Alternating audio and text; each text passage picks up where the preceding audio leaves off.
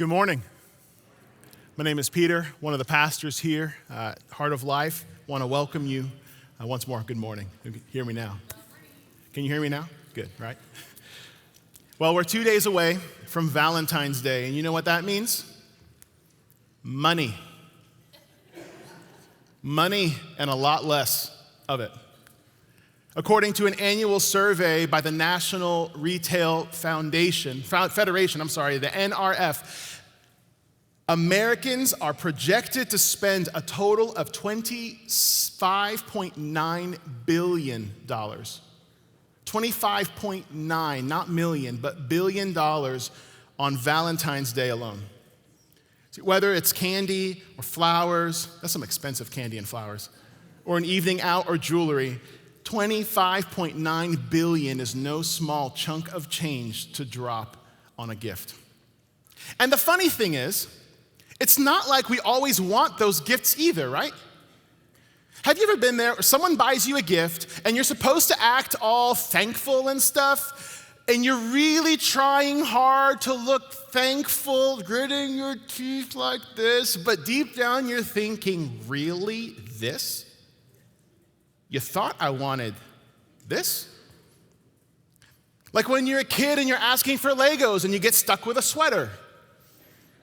Or you're about to graduate and you're hoping for some cash or maybe a little jingle of keys and you end up with a certificate for stocks and bonds. And you're like, if you're smart, sure, the sweater and the stocks are great. But often in the moment, it's like, that's not what I wanted. What I wanted was something else, and now I'm stuck with this instead. But just because I don't see the value in a gift at the time doesn't make it any less valuable, does it? It may just mean I've yet to learn the value of it, and I better learn it quickly before time runs out.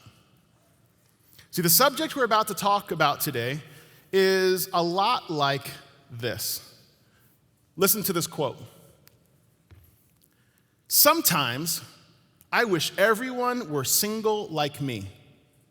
A simpler life in many ways, but celibacy, singleness, is not for everyone any more than marriage is. God gives the gift of the single life to some and the gift of the married life to others. As you might have guessed from the opening bumper, we're beginning a new talk series on relationships today. And over the coming weeks, we're going to discover the beauty of friendship. We'll look into the beauty of romance and marriage. And there is a lot of wonderful things that we can say about those subjects. But today, on Valentine's Day weekend no less, we are looking into one other relationship status. A relationship status that, in my estimation, is perhaps the least understood, the least valued, and certainly one of, if not the least talked about in the church today. I'm talking about singleness. Singleness, as we just heard from this quote, is a gift. And now, who do you think said that? Any guesses? The Apostle Paul.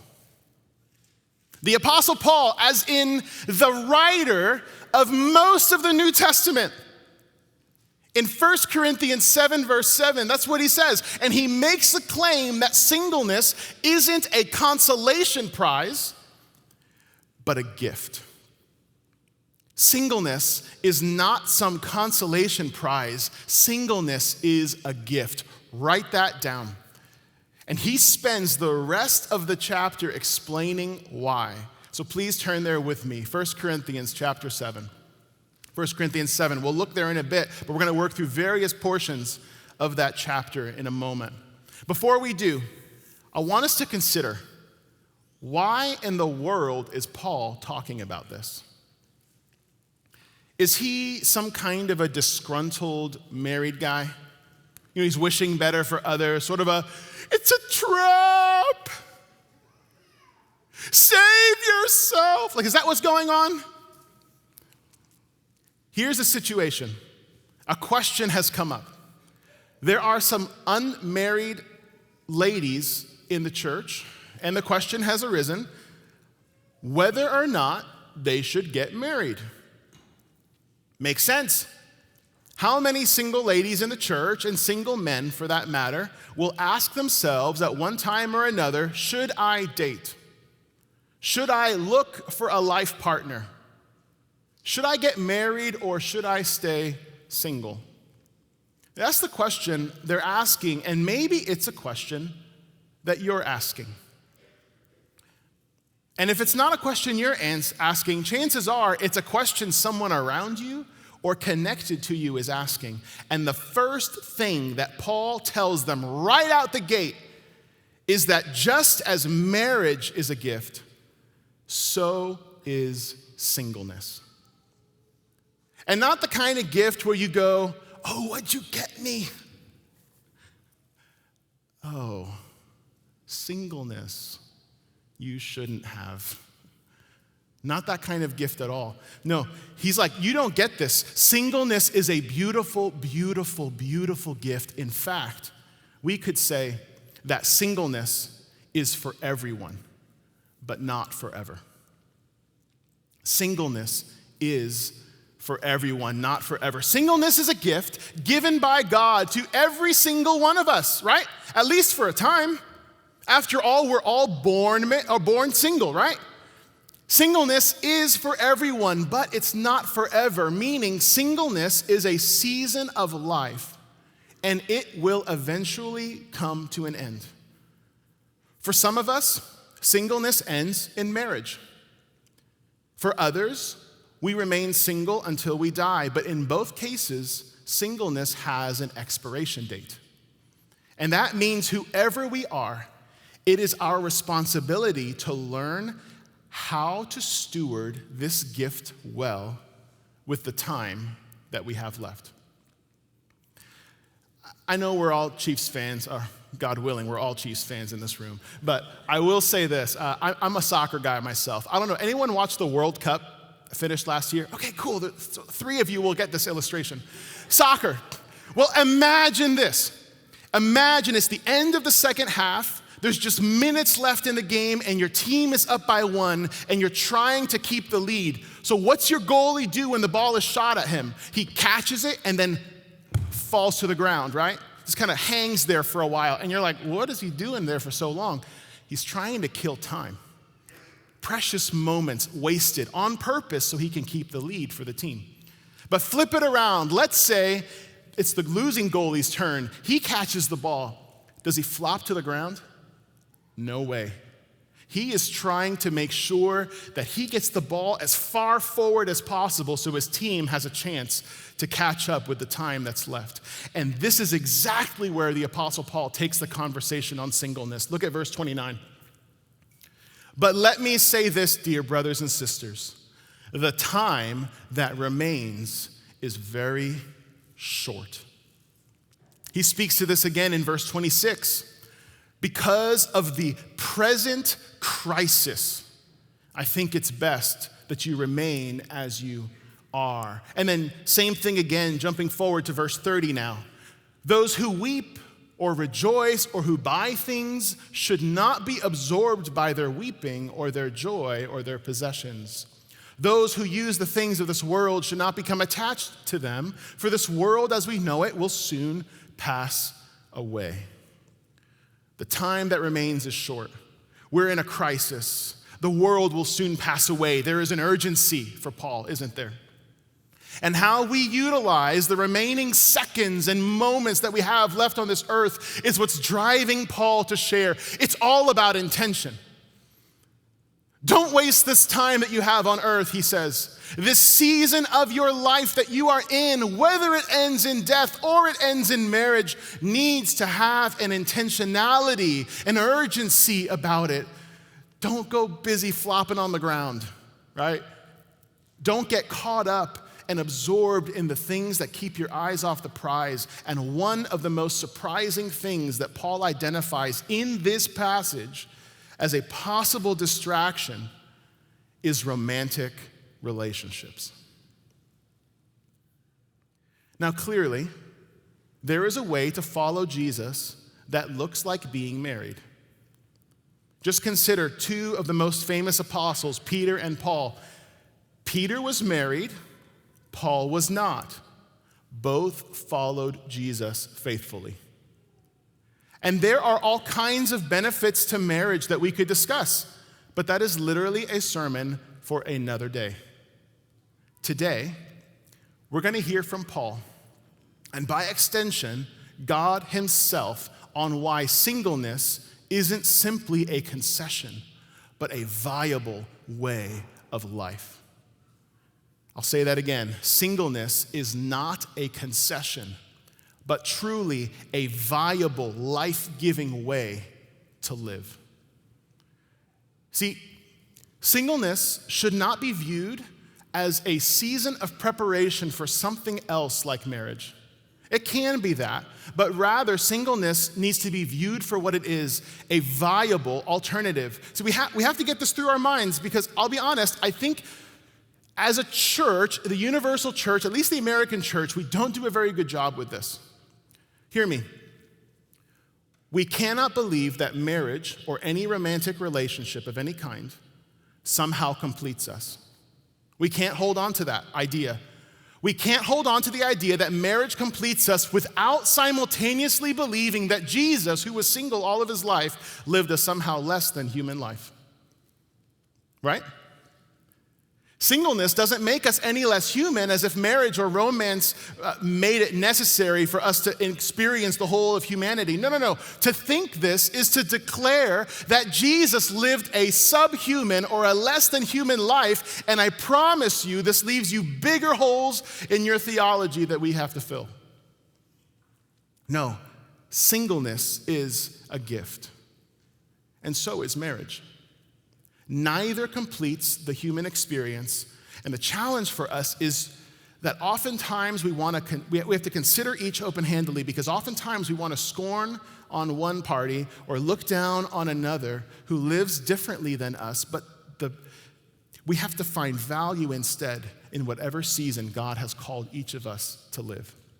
So, if singleness is a viable and a holy option, just like marriage, then what are some of the benefits? What is a benefit for singleness? Well, Paul outlines a few for us, starting in verse 32. He says, I want you to be free from the concerns of this life. An unmarried man can spend his time doing the Lord's work and thinking how to please him. But a married man has to think about his earthly responsibilities and how to please his wife. His interests are divided. In the same way, a woman who is no longer married or has never been married can be devoted to the Lord and holy in body and in spirit. But a married woman has to think about her earthly responsibilities and how to please her husband. I am saying this for your benefit, not to place restrictions on you.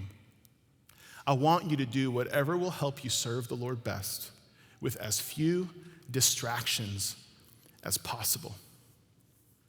Singleness is not a concession, but a viable alternative. Why? Singular focus, fewer distractions. Singular focus, fewer distractions. It is impossible to overstate the distractions that exist for someone in a romantic relationship versus someone who is not. See, when you're single, you don't need to be thinking about Valentine's Day. You're not expected to top last year's birthday gift. You don't have to bear in mind anniversaries or in-laws' desires or holidays in the same way. It's different. When you're married, especially if you have kids, the demands can feel almost overwhelming. But when you're single, that's almost like a net zero. There's not some unspoken list of demands held up to you to live in accordance with. You just get to live. And what you get to live for with every fiber of your being is what Paul said in verse 35. I want you to do whatever will help you serve the Lord best. with as few distractions as possible. Is the Lord calling you to devote a year to work with orphans in East Asia? Maybe 18 months in northern Congo?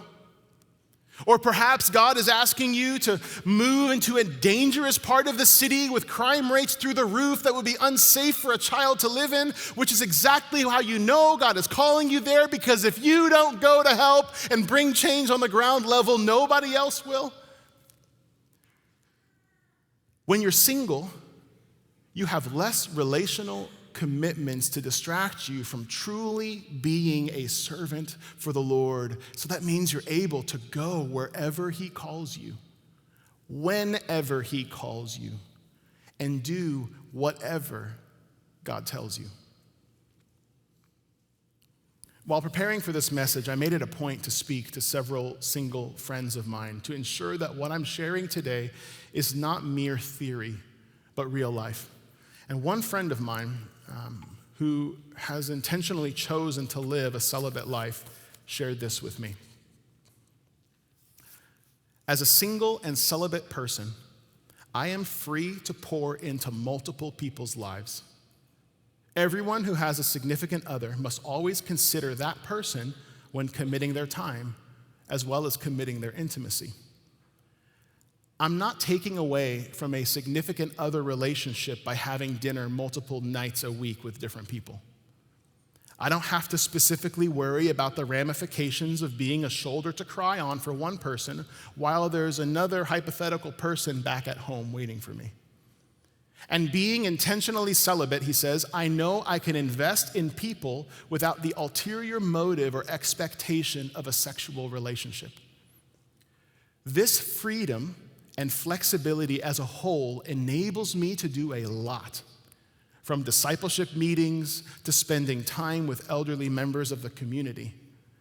Not that married people can't do these things, they certainly can, but there is something beneficial about having a pool of free commitment to invest.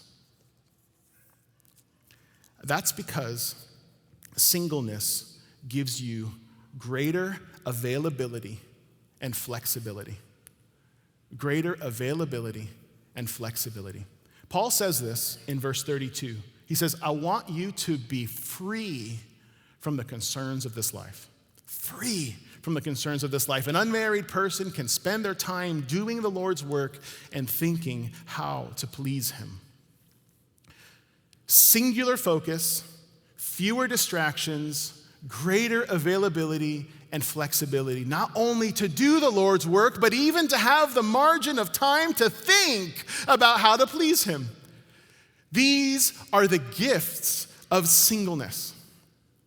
But the problem for many singles today is we often feel a pressure to be on the lookout for a relationship, as if our romantic status somehow provided us a kind of value.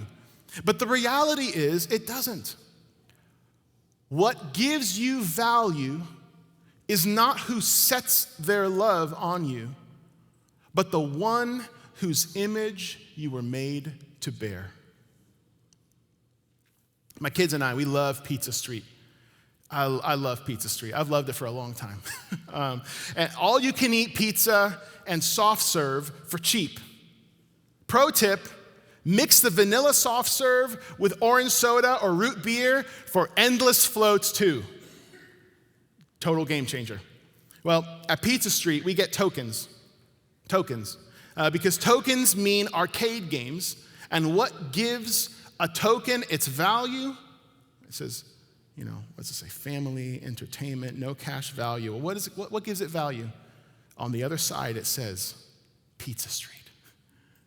What gives this its value is the image that it bears.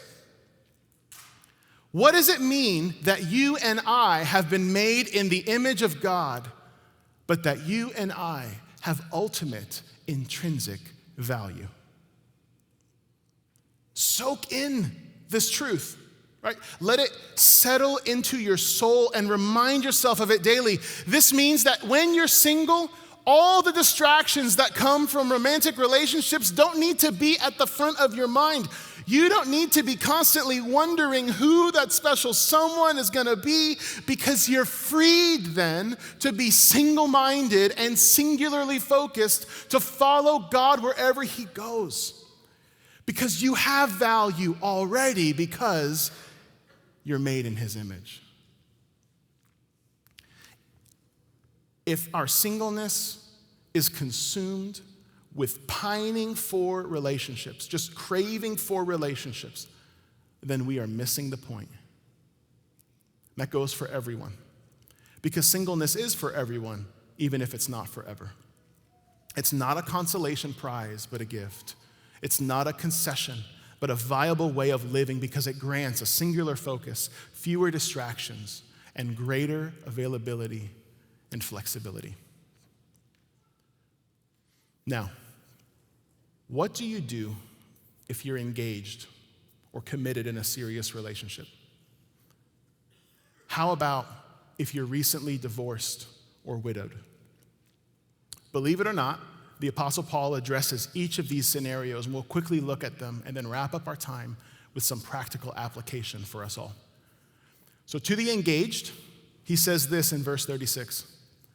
If a man thinks that he's treating his fiancée improperly and will inevitably give in to his passion, let him marry her as he wishes. It's not a sin. But if he has decided firmly not to marry, and there is no urgency, and he can control his passion, he does well not to marry. So the person who marries his fiancée does well, and the person who doesn't marry does even better. In short, if you are engaged to be married and you're on the fence, Paul goes, it's okay to hit pause. Unless you are burning up with passion to the point of committing sin, choosing to remain single is still an available option for you to consider. And his counsel here is actually intensely pastoral, because how often do we just do things because it's expected of us to do it? To Paul, until you say, I do, God doesn't expect you to. But you better believe he does when you do. Until you say, I do, God doesn't expect you to. A friend of mine found himself in a similar situation 15 years back. He was getting to know this woman and realized that if they continued down the road they were on, marriage was the inevitable goal. But while in prayer one day, he asked the Lord if he should pursue her in terms of dating and engagement and marriage and those kinds of things. And then he had a realization. He'd always prayed, Lord, who's the one? Who's the one? Lead the one to me. Lord, who is the one for me? And he had never, here's what he said, I never considered, what if the Lord would choose to be that for me? Full stop. In that moment, he chose to break things off before they became any more serious than they were, and willingly embraced a celibate lifestyle. From that point on, he committed himself to itinerant preaching, just going church to church, preaching, ministering at camps, homeless shelters, and more, and even would offer up rooms in his home to others for intensive discipleship relationships. A year-long lease, well, this is me discipling you for a year, that kind of a thing. He just would do that on and on and on. On a couple occasions, I would join him and others for times of all-night prayer, where we would start around sunset on a Friday and go clear until sunrise before we'd call it a night. He epitomized for me what that flexibility and availability that comes from leaning into a singleness devoted to the Lord can look like. And so one day, a few years back, I asked him, do you plan on staying single forever? We were close enough, I felt I could ask it that way. And I'll tell you, his answer shocked me. He said, I gave myself to the Lord completely, but I know full well that sometimes the Lord has different plans for us. And if for some reason he would call me out of singleness into a relationship, perhaps to care for a sick or dying woman in her final months, then so be it. I'm not married to my singleness. I don't serve it. I serve God. That, my friends, is singleness done well. And whether that singleness lasts a decade or a month or even a lifetime, the singular focus, even of singleness, is never the gift itself, but the giver of the gift. Now, what about those who have been married before? Paul gives one more caveat, his final one, verse 39.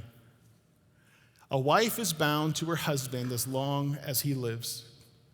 If her husband dies, she is free to marry anyone she wishes, but only if he loves the Lord. He's like, if for some reason your spouse dies, whether at the end of a long life together or suddenly and tragically due to something like disease, Paul says the widowed spouse is welcome to marry another Jesus follower.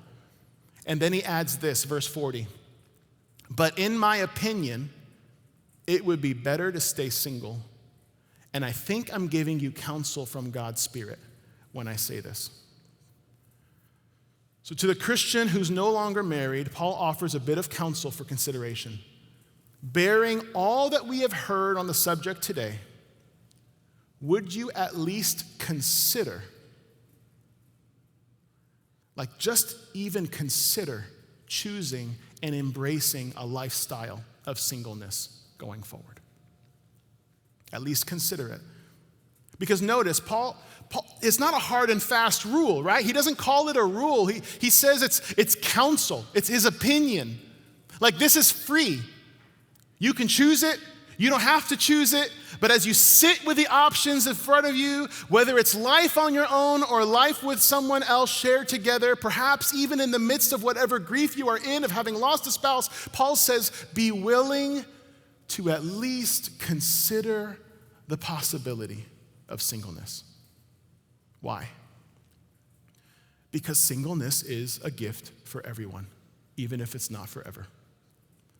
It's not a concession or a consolation prize, but a gift and a viable way of living, allowing a singular focus, fewer distractions, greater availability and flexibility to serve the Lord your God with all your heart, soul, mind, and strength. This is the beauty of singleness. So what do we do with all of this? First, I want to speak to the church, and then I want to address the singles listening. A few considerations for us this morning, all around the question of how do we cultivate an environment within our church that allows the singles among us to flourish and thrive. It all stems from this: learning to see the value in singles and singleness. We must grow to value singles and singleness. And that starts by, first, normalizing the conversation. Normalize the conversation. This subject of singleness cannot be relegated to a single sermon once ever. One single friend of mine I shared these notes with before I preached today, he said he wished he had heard a sermon like this when he was younger. In the same way that we talk about and prepare young people, our own kids, for relationships, we need to normalize talking about and preparing our young people for singleness. To really maximize and celebrate the benefits of being single, because it is just as biblical and just as viable a lifestyle. But then also include in life. What I mean is include singles in your life. Make time for those who are single. Consider their voice when you're making decisions and plans. And stop singling singles out. What I mean is, the majority of single people I talk to have no desire for a singles ministry. What they actually want is to be woven into the fabric of the church. Not a singles ministry, not to be set aside as some isolated part of the church, but instead to be included and incorporated into the life of the church.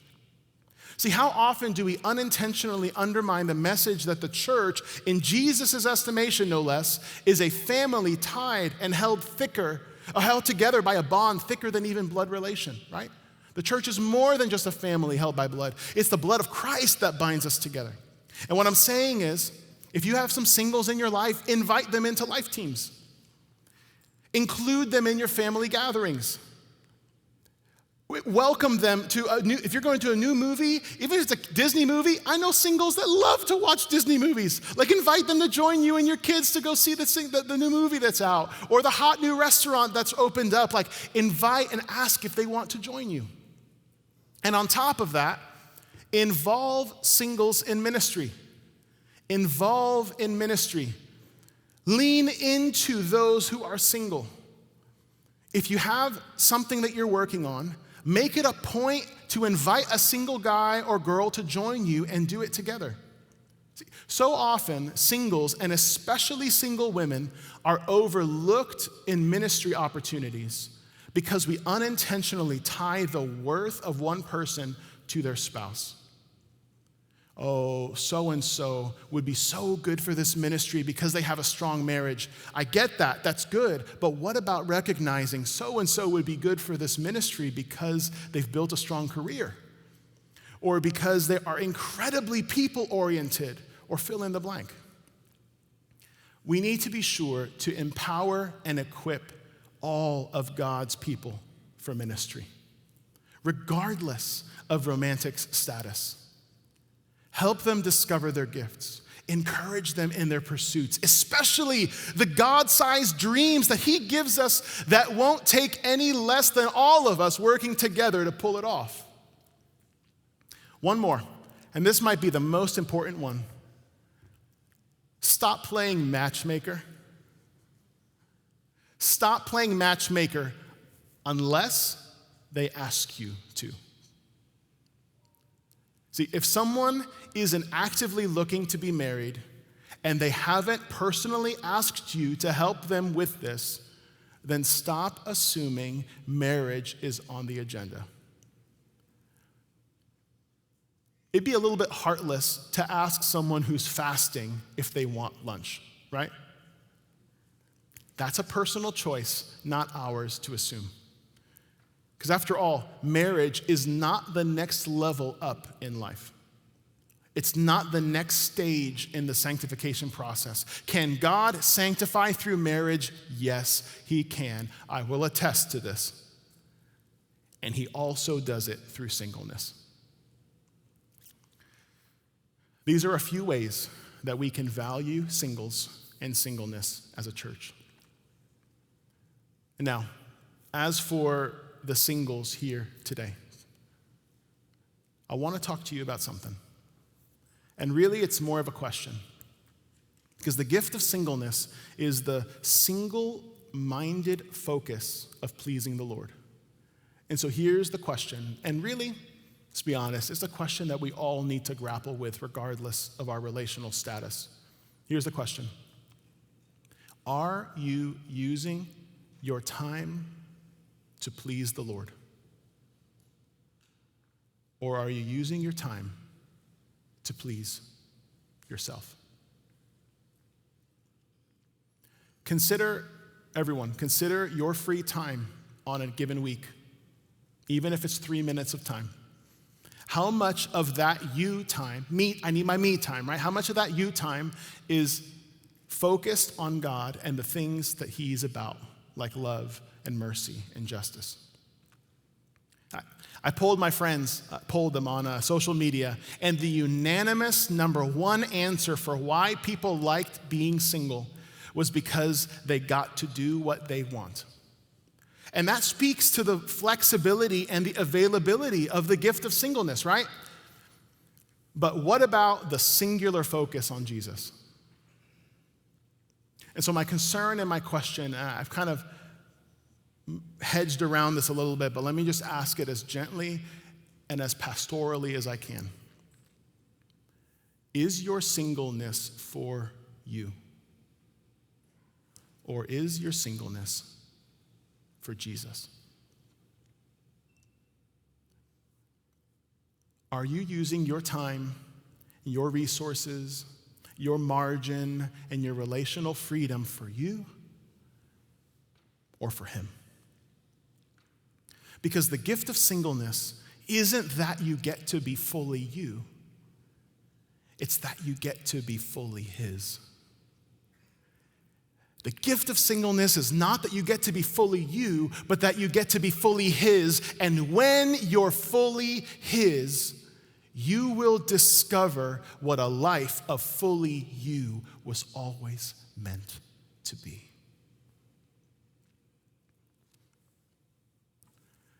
This visual of a coin bearing an image is not original to me. There was a time once when Jesus was questioned about whether his followers should pay their taxes. And in response, Jesus asked for a coin and inquired, "Whose image does it bear?" And proceeded to say, "Give to Caesar what belongs to Caesar, and give to God what belongs to God." And on the surface, it sounds like Jesus is all for paying taxes. I get it, it's there. But do you hear what he's really saying? Notice his question. Whose image does the coin bear? And now consider, whose image do you bear? See, this is the question before each of us, single or not. Have you given to God what belongs to God? I'm not talking about money. I'm talking about you. Have you given yourself to God? Because if not, today can be that day. So in a moment, the band's going to come up. And we're going to sing. But you don't need me to tell you that singing some songs on a Sunday when the rest of the week is all about us can hardly be considered giving God his due.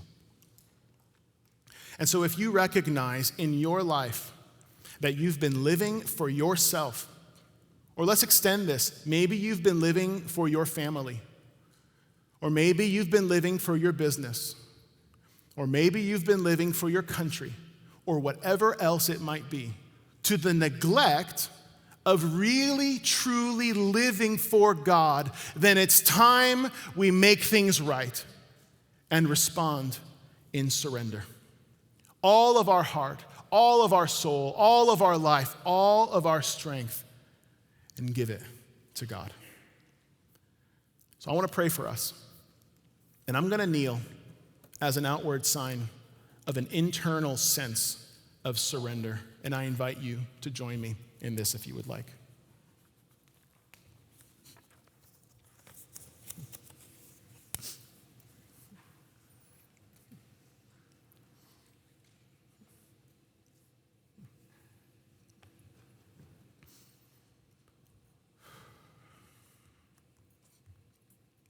Jesus, you are both Lord of our lives and Savior of our souls. May our response be one of surrender. Surrender to your law and your grace, to your rule and your sacrifice, to your justice and your goodness.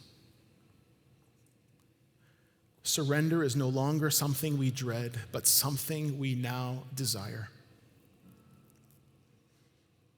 Whatever gift you have prepared for us, whatever lot that we have been given, may we embrace it and live it to the glory of your name. And so, God, grant us the discipline required to adore your greatness, the faithfulness needed to follow your lead, and fill us with undeniable, overwhelming joy in proclaiming your salvation to all. This we ask, Lord, in Jesus' name. And if you agree and desire God to do this in your life as well, then I invite you to say this word with me too. Amen. Amen. Amen.